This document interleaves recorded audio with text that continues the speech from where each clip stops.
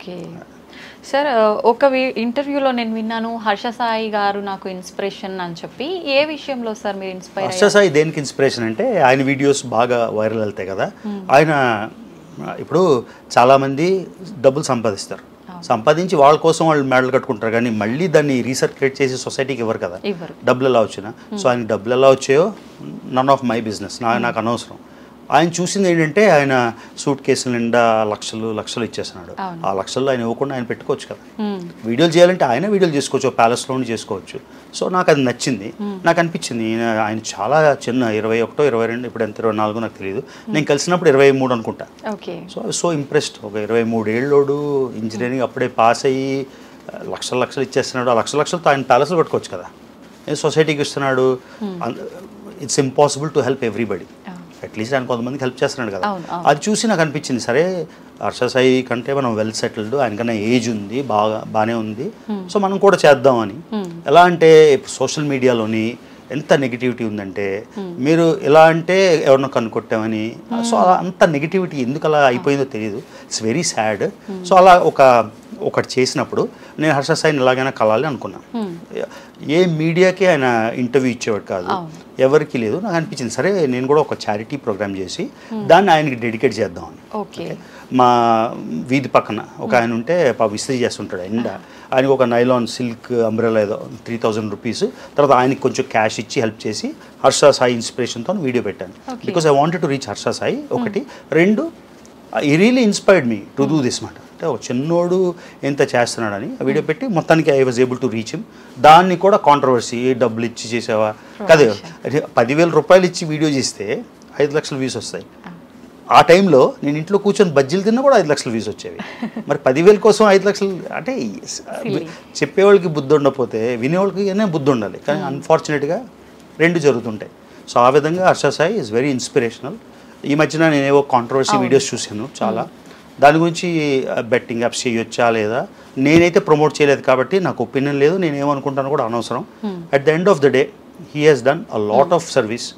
నేను చూసి అంటే మనం ఎమ్మెల్యేలు ఎంపీలు అందరూ చూస్తుంటాం కదా, వాళ్ళు చేస్తుంటారేమో నాకు తెలీదు. నేను చూసిన వాళ్ళు ఆయనే మ్యాక్సిమం సర్వీస్ చేశాడు కాబట్టి I really find him very inspirational. చిన్నోడైనా కూడా అమేజింగ్ అయ్యి. నేను ఆయన ఇన్ పర్సన్ కూడా కలిశాను నోవోటెల్ హోటల్లో ఆయన వైజాగ్లో ఉన్నప్పుడు. బేసిక్గా నేను అనుకున్నాను సరే పెద్ద యూట్యూబర్ కదా, మనకు టైం ఇస్తాడా లేదా 5 నిమిషాలని. ఆయన మాట్లాడే విధానం కానీ వెరీ ఎండీరింగ్ మాట. మా ఇంటర్వ్యూ అయిపోయి నేను వెళ్ళిపోతుంటే ఏం బ్రో నాకు కనీసం హగ్గివా అని అడిగాడు వెళ్ళిపోయినప్పుడు. So such very fine man, very nice gentlemen. ఇది ఇంకా ఎక్కువ ఎందుకు చెప్తున్నా అంటే ఈ మధ్యన ఏదో చాలా కాంట్రవర్సీ ఆయన పేరు మీద అయ్యింది కాబట్టి I know him, I seen him. ఆయన డబ్బులు సంపాదించుకోవాలంటే కొంతమంది వేరే వాళ్ళ అమ్మల్ని తిట్టి, వేరే వాళ్ళ పిల్లల్ని తిట్టి డబ్బులు సంపాదించుకుంటారు, కొంతమంది పిల్లల్ని అబ్యూస్ చేసి డబ్బులు సంపాదించుకుంటారు. ఆయన ఏవో ప్రమోషన్స్ చేశాడు, ఆ ప్రమోషన్స్ ఏవో నాకు తెలియవు డీటెయిల్స్ కాబట్టి నాకైతే ఇష్యూ లేదు.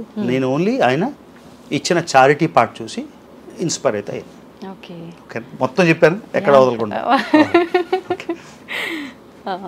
సార్ ఇప్పుడు మీరు చెప్పారు కొంతమంది ఫ్యామిలీని తీసుకొచ్చి అలా మాట్లాడుతుంటారు పర్సనల్గా ఫ్యామిలీ వైపుకి వచ్చి అని చెప్పి, అలా చాలా వరకు నెగిటివ్ కామెంట్స్ పెట్టే వాళ్ళు చాలా మంది ఉంటారు. నెగిటివ్ కామెంట్స్ పెడితే ఓకే, మన వైఫ్ ఫోటో పెట్టి ఆ వైఫ్ ఇలాగ అని చేసినట్టు నేను ఇప్పుడు మీ ద్వారా నేను రేవంత్ రెడ్డి గారిని, ఆంధ్రప్రదేశ్ సీఎం చంద్రబాబు నాయుడు గారిని అడుగుతున్నా, ఇలాగా తల్లుల్ని, పెళ్ళాల్ని, కూతుర్ని అబ్యూస్ చేస్తే మీకు ఓకేనా?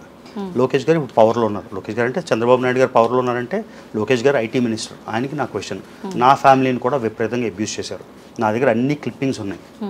నేను ఎవరికి చెప్పుకోవాలి? నేను అమెరికాలో ఉంటున్నా, కానీ మా ఫ్యామిలీ, మా అమ్మ నాన్న ఉండేది భారతదేశంలోనే కదా, అందరూ చూసేది భారతదేశంలోనే కదా. దీనికి ఏ విధంగా యాక్షన్ తీసుకుంటారు? ఆయనకి జరిగింది అబ్యూజు. సో ఫస్ట్ ఆయన యాక్షన్ ఆయన తీసుకోవాలి. తీసుకున్నాక చంద్రబాబు నాయుడు గారు మొన్న నేను ఒక స్టేట్మెంట్ విన్నాను. ఆయన ఏం చెప్పారంటే సోషల్ మీడియాలోని ఎవరైనా ఆడోళ్ళని అబ్యూస్ చేస్తే, వీకెస్ట్ లింక్ కదండి, మన అమ్మలు, మన పిల్లలు, మన డాటర్స్, నాకు ఎమోషనల్ అంటే you don't know what I went through. So ఇలా అబ్యూస్ చేసినప్పుడు ఏం యాక్షన్ తీసుకుంటారు? అంటే ఇక్కడ అబ్యూస్ చేసేసి వేరే దేశం వెళ్ళి దాగుంటే ఓకేనా అని రప్పించలేరా? మీకు ఒక ఇజ్రాయెల్ ఎగ్జాంపుల్ చెప్తాను. ఇజ్రాయెల్ చాలా చిన్న దేశం, చుట్టుపక్కల శత్రువులు, పక్కన మీద లెబనాన్, ఇటుపక్క సిరియా, ఇటుపక్క జోర్డన్, చుట్టూ పాలెస్తైన్, కింద ఈజిప్ట్, కొంచెం దూరంలో ఇరాన్, ఇరాక్, వాళ్ళు ఏం చేస్తారంటే చాలామంది ఇలానే చేస్తుంటారు. ఇజ్రాయెల్లో ఒక బాంబ్ బ్లాస్ట్ చేసేసి పక్క దేశం వెళ్ళి దాగుంటారు. ఇజ్రాయెల్ వాళ్ళు ఏం చేస్తారు తెలుసా? జస్ట్ నేను మీకు చెప్తున్నా ఇన్ఫర్మేషన్. వాళ్ళ ఫ్యామిలీని, వాళ్ళ ఇల్లుని స్వాధీనం చేసుకొని వాళ్ళు వచ్చేటట్టు చేస్తారు. ఇప్పుడు మీరు వెళ్ళిపోయారు క్రైమ్ చేసి, మీ ఇల్లుని గవర్నమెంట్ సీజ్ చేసింది అనుకోండి, రాక తప్పుతుందా? ఇజ్రాయెల్లో ఇది చేస్తారు అని చెప్తున్నా. ఇది ఇండికేటర్ అనుకోండి, ఏమనుకోండి. అంటే మీరు క్రైమ్ చేసేసి మీరు భారతదేశం రాకుండా ఎక్కడో ఉండిపోయి మీరు వేరే పెళ్ళాన్ని అబ్యూస్ చేస్తే ఓకేనా? మీకు ఓకేనా? మిమ్మల్ని ఎవరో తిట్టేశారు ఉత్తరే, మీకు సంబంధం లేదు దేనికి, అది ఓకేనా? సో ఈ క్వశ్చన్ నేను అడుగుతున్నా రేవంత్ రెడ్డి గారిని, చంద్రబాబు నాయుడు గారిని. ఎందుకంటే మన సీఎంలు కాబట్టి వాళ్ళు, అపోజిషన్లో ఉండే జగన్ అన్నని, తర్వాత కేసీఆర్ గారిని కూడా అడుగుతున్నాను. ఎందుకంటే వాళ్ళు కూడా చేయాలి కదా. అంటే ఫీమేల్ అబ్యూస్ అనేది పెద్ద ఇష్యూ అయిపోయింది. ఈ మధ్యన ఏదో ఒక కాంట్రవర్సీ అయింది. అది ఫిల్మ్ స్టార్స్ వచ్చేసి దాన్ని ఒక పెద్ద ఇష్యూ చేశారు కాబట్టి 24 అవర్స్లో జస్టిస్ జరిగింది. అంటే ఫిల్మ్ స్టార్స్ చెప్పకపోతే 24 అవర్స్లో జస్టిస్ చేయరా? ఇప్పుడు నేను అమెరికాలో ఉంటున్నా, ఐఎమ్ వెల్ ఆఫ్ గై అంటే I'm not saying the richest guy, but నాకు ఓకే. మరి నా వైఫ్ని అబ్యూస్ చేస్తే అది భారతదేశంలో ఉండి, తెలంగాణలో ఆంధ్రాలో ఉండి దొంగ ఐడీలు పెట్టుకొని అబ్యూస్ చేస్తే ఏం యాక్షన్ తీసుకుంటారో మేము వరకు చెప్పాలి. అమెరికా గవర్నమెంట్కి ఎలా చెప్తాం? అబ్యూజెస్ ఉన్నది ఇక్కడ కదా. సో దాని గురించి I really want to speak with, ఇప్పుడు నేను 190 దేశాలు తిరిగిన మొదటి తెలుగుడుగా ఎప్పుడో ఒకసారి నాకు ఛాన్స్ దొరుకుతుంది. ఇదే క్వశ్చన్ నేను అడుగుతాను మీ స్త్రీ ప్రొటెక్షన్ గురించి. I will also ask the opposition, ఇలా అబ్యూజ్ అయినప్పుడు, ఇలా తల్లులు అబ్యూజ్ అయినప్పుడు, పెళ్ళాలు అబ్యూజ్ అయినప్పుడు, మా మైనర్ డాటర్స్ అబ్యూజ్ అయినప్పుడు ఏం యాక్షన్ తీసుకుంటారు? సో ఇది very important question, everybody watching. ఇవాళ నిన్న మా అమ్మ అయిపోయింది, రేపు will be your mother, day after tomorrow will be your wife. అప్పుడు ఏం చేస్తారు? అది నా క్వశ్చన్, మీ ద్వారా అడుగుతున్నా. ఇప్పటిదాకా ఇది అసలు టచ్ చేయకూడదు అనుకున్నాను, కానీ ఇట్స్ వెరీ ఇంపార్టెంట్. అవును సార్, నిజంగా చాలా సెన్సిటివ్ టాపిక్ సార్ ఇది. మీకు అనిపించలేదా ఇలాంటివన్నీ జరిగిన తర్వాత ఎందుకు ఇవన్నీ ఇలా ఫ్యామిలీ వరకు వస్తున్నాయంటే నేను వద్దు దూరంగా ఉండాలి అని చెప్పి అనిపించి అప్పుడు అనుకున్నా. అప్పుడు పాలిటిక్స్ అవుతుంది, పవన్ కళ్యాణ్ గారి మీద జరిగే ట్రోలింగ్ కానీ, జగన్ గారి మీద జరిగే ట్రోలింగ్ కానీ, మోదీ గారి మీద జరిగే ట్రోలింగ్ కానీ, లోకేష్ గారి మీద జరిగే ట్రోలింగ్తో చేస్తే వాళ్ళ నాకన్నా అన్ని విధాలా బెటర్ ఆఫ్. అంటే పెద్ద ఫ్యామిలీ, డబ్బు ఉన్నోళ్ళు, పవర్ ఉన్నోళ్ళు, పరపతున్నోళ్ళు, వాళ్ళకే తప్పనప్పుడు నాకు ఇది అయింది బ్యాడ్. కాకపోతే దట్ మూవ్స్ యూ ఫార్వర్డ్. ఎవడో ఏదో తిట్టాడని, ఎవడో మా అమ్మని అన్నాడని నా ప్రయత్నం నేను వినిపించుకుంటే నా జీవితమే పెడతాం. అదే కదా వాళ్ళకి కావాల్సింది. సో అప్పుడు వాళ్ళని గెలిపేలా ఇస్తాను. సో ఇంకా డిటర్మిన్డ్గా నేను అసలు అయితే 2025లో కంప్లీట్ చేద్దాం అనుకున్నాను. 1 year ముందే కంప్లీట్ చేస్తాను. అది రిజాల్వ్ జరుగుతుంది. ఎగ్జాక్ట్లీ, నేను ఛాలెంజ్గా తీసుకున్నా.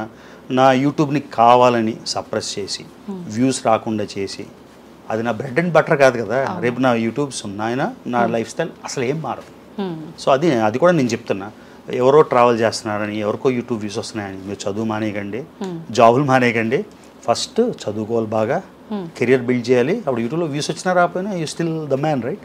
So that's my example. So last 1.5-2 years ఒక్క స్పాన్సర్షిప్ చేయకుండా, ఒక్క ప్రమోట్ చేయకుండా, ఒక్కడిని సోషల్ బెగ్గింగ్ చేయకుండా, నా డబ్బులతో నేను తిరిగితేనే ఇంత నెగటివిటీ కావాలని చేసి అబ్యూస్ చేసిన at the end what did I prove? Question అయితే పవన్ కళ్యాణ్ గారిని కూడా అడగాలి, ఎందుకంటే వాళ్ళ అమ్మగారు కూడా అబ్యూజ్ అయింది కదా. సో ఇప్పుడు మీరు గవర్నమెంట్లో ఉన్నారు, ఇలా స్త్రీ అబ్యూజ్ అవుతుంది, మీ వాళ్ళు అబ్యూజ్ అయ్యారు, మా వాళ్ళు అబ్యూజ్ అయ్యారు, దానికి స్ట్రిక్ట్గా యాక్షన్ తీసుకొని ఒక్కళ్ళనో ఇద్దరినో ముగ్గురునో అరెస్ట్ చేసి కరెక్ట్ లీగల్ ప్రొసీడింగ్ చేస్తే మిగతా వాళ్ళందరూ కంట్రోల్ అవుతారు. ఇది నా విన్నపం, అభ్యర్థన, ఏమనుకుంటే అది రేవంత్ రెడ్డి గారికి, చంద్రబాబు నాయుడు గారికి, పవన్ కళ్యాణ్ గారికి. ఓకే సార్, మీరు వీటితో పాటు ట్రావెలింగ్ వ్లాగ్స్తో పాటు మూవీ రివ్యూస్ కూడా చేస్తుంటారు కదా. మీకు సినిమాలంటే ఆసక్తా ఏంటి? సినిమాలంటే నిజంగానే ఆసక్తి. సినిమాలు ఇందాకలా ఏదో ఒక రెస్టారెంట్కి వెళ్ళాం, మారేడుమిల్లి అని, అక్కడ అన్ని ఇళయరాజా పాటలు వస్తున్నాయి, అభినందన, అన్ని పాటలు లిరిక్స్ కూడా వచ్చు. సో సినిమాలు చూడాలని తప్పన. ప్లస్ ఇంకో అడ్వాంటేజ్ ఏంటంటే ఎవరికైనా ఏమైనా ఉంటుంది మన యూట్యూబ్ ఛానల్ అప్పుడు, అరే మనకు వ్యూస్ రావాలి, మనమే ఫస్ట్ చెప్పాలి అని అది కూడా కోరిక ఉంటుంది కదా. సినిమాలంటే ఇంట్రెస్ట్ ఉంది, ప్లస్ మేము అమెరికాలో ఉంటాం కాబట్టి చాలా సినిమాలు ఇక్కడికన్నా ముందు మాకు అక్కడ రిలీజ్ అవుతాయి కొన్ని గంటల ముందు. సో ఫస్ట్ రివ్యూ ఇచ్చే ఛాన్స్ ఉంటుంది. ఆ ఫస్ట్ రివ్యూ ఇచ్చే ఛాన్స్ ఉంది కాబట్టి ఆ థ్రిల్ ఉంటుంది. సో అందుకని సినిమాలు చేసి సినిమా రివ్యూలు కూడా. ఇప్పుడు ఎలా అంటే నేను ఫుల్ టైం ట్రావెలర్ కాదు, బ్యాగ్ వేసుకొని ఊరు హాప్ చేయడం కాదు. ఒక ఛానల్ ఉంది, నేను ట్రావెల్ చేయనప్పుడు కాంటెంట్ చేయాలి కదా. ఎలా అంటే మీకు తెలుసు, మీరు యూట్యూబ్ చేస్తారు, 3 నెలలు చేసి 3 నెలలు ఖాళీగా కూర్చుంటే మళ్ళీ ఛానల్ రావు. సో ఆ విధంగా హోమ్ వ్లాగ్స్ చేస్తాం. జనాలు అడుగుతారు, నువ్వు ట్రావెలర్వా హోమరా అంటే, ట్రావెలర్స్ తినరా, ట్రావెలర్స్కి ఫ్యామిలీలో ఉండవా, ట్రావెలర్స్ సినిమాలు చూడరా, ఎవడో ఒకటి చెప్తాడు, బుద్ధి లేని వాళ్ళు అది ఫాలో అయ్యి ఈ క్వశ్చన్ అడుగుతారు. అంటే నువ్వు ట్రావెలర్ కదా సినిమా రివ్యూ ఎందుకు చేస్తున్నావు అని. మరి నువ్వు స్టూడెంట్ కదా, నువ్వెందుకు సినిమా చూస్తున్నావు, అంతే కదా. సో అలా సెన్స్లెస్ క్వశ్చన్స్ ఉంటాయి. కాకపోతే ఇవన్నీ మేము పట్టించుకోవడం, చెప్పాం కదా, రాటు తెలిపాము. ఇప్పుడు భయం లేదు అంటే అన్నిటికీ ఫేస్ చేయడానికి. సో నాకు సినిమా చూడాలనిపించింది, నేను రివ్యూ చేశాను. తమ్నైల్ మీద క్లియర్గా సినిమా రివ్యూ అని ఉంది. నీకు ప్రాబ్లం ఉంటే move on to the next channel, what's your problem అని. సో అలా ఇంట్లో ఉన్నప్పుడు హోమ్ వ్లాగ్ చేస్తాం. ఎందుకంటే ఒక ట్రావెలర్ అన్నోడికి ఒక లైఫ్ ఉంటుంది, వాడికి ఒక కుకింగ్ ప్యాషన్ ఉంటుంది, ఒక తినే ప్యాషన్ ఉంటుంది, సినిమా చూసే ప్యాషన్ ఉంటుంది, ఇంట్లో ఉండి రిలాక్స్ అయ్యే ప్యాషన్ కూడా ఉంటుంది కదా. సో అందరూ అడ్మిరేషన్. ఎందుకంటే ఇప్పుడు ఆర్డినరీ ఫ్యామిలీలో పుట్టి ఒక సెట్ ఆఫ్ లైఫ్ అనుభవించి ఇంత తిరిగినప్పుడు వాళ్ళు మన ఓన్ చేసుకుంటారు చూసేవాళ్ళు. వాళ్ళకి చాలా ఆసక్తి ఉంటుంది, నీకు అంత డబ్బులు వస్తున్నాయి, నువ్వేం జాబ్ చేస్తున్నావు, ఇంట్లో ఏం తింటావు, పొద్దున్న ఏం తింటావు. So it's all like a larger family. అందుకని సినిమా రివ్యూలు, హోమ్ వ్లాగ్స్, ట్రావెల్ చేయనప్పుడు.